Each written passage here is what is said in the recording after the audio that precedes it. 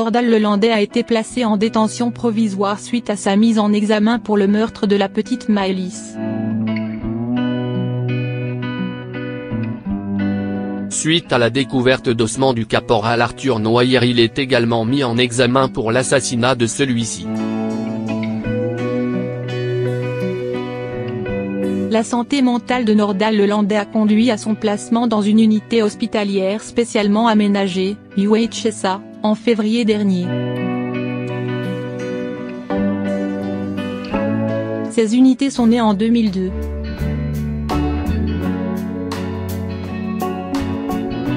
Auparavant, la prise en charge des détenus relevait des services médico-psychologiques régionaux, SMPR, implantés au sein des établissements pénitentiaires.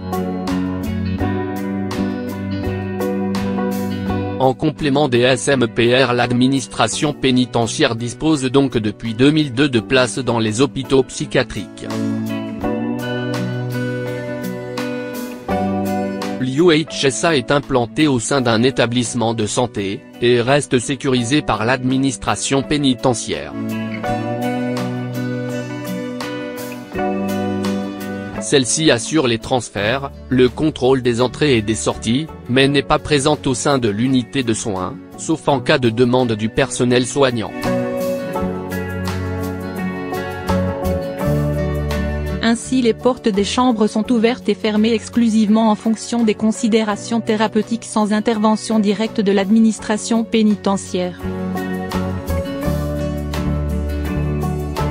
Les détenus peuvent être accueillis avec leur consentement ou en l'absence sur décision du représentant de l'État, au vu d'un certificat médical circonstancié au terme de l'article 3214-3 du Code de la santé publique. Il est prévu un contrôle systématique par le juge des libertés et de la détention, JLD, au terme de 15 jours et de 6 mois d'hospitalisation, impliquant l'organisation d'audience avec le patient. Il faudra donc attendre en théorie le mois d'août pour que le cas de Nordal Lelandais soit à nouveau examiné. À noter qu'un rapport d'experts révélé début juin concluait que celui-ci ne souffrait d'aucun trouble psychique au moment des 2 meurtres. Ce qui ne signifie cependant pas que son état psychiatrique ne justifie pas aujourd'hui son placement sous ce régime, notamment en raison d'une éventuelle dépression consécutive à ses aveux. Voir, affaire Nordal Lelandais, ex-militaire d'une dangerosité extrême et responsable de ses actes selon les psychiatres. Les durées moyennes de séjour auraient tendance à augmenter selon un rapport législatif. Cette évolution s'expliquerait par plusieurs facteurs: attente de décisions portant sur l'irresponsabilité pénale, rechute et retour rapide en UHSA, retour en détention avec une moindre observance thérapeutique dans un milieu moins favorable aux soins. Les patients détenus disposent de droits. Au nom du principe fondamental de l'inviolabilité du corps humain, tout acte médical ou tout traitement doit faire l'objet d'un consentement préalable.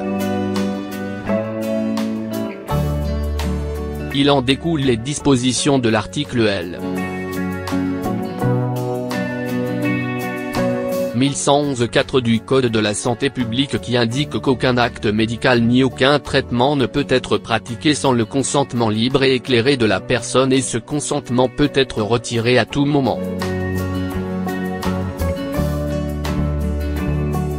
Les personnes détenues relèvent du droit commun en matière de santé, ce qui signifie qu'elles bénéficient de toutes les dispositions en faveur des droits des patients.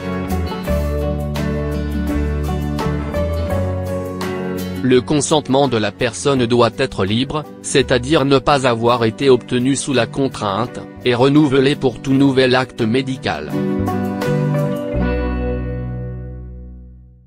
Lire aussi, Nordal Lelandais et Lucie Roux se sont-ils connus à l'hôpital psychiatrique?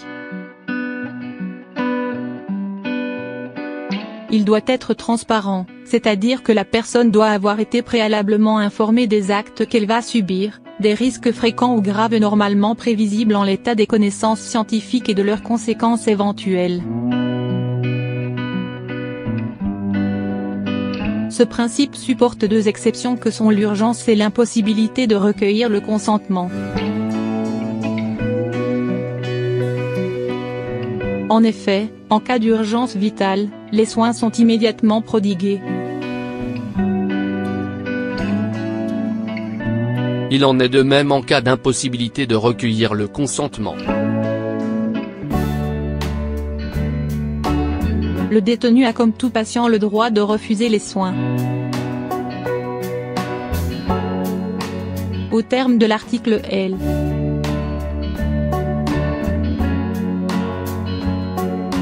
1111-4 du Code de la santé publique, le médecin doit respecter la volonté de la personne après l'avoir informée des conséquences de ses choix. Si la volonté de la personne de refuser ou d'interrompre tout traitement met sa vie en danger, le médecin doit tout mettre en œuvre pour la convaincre d'accepter les soins indispensables.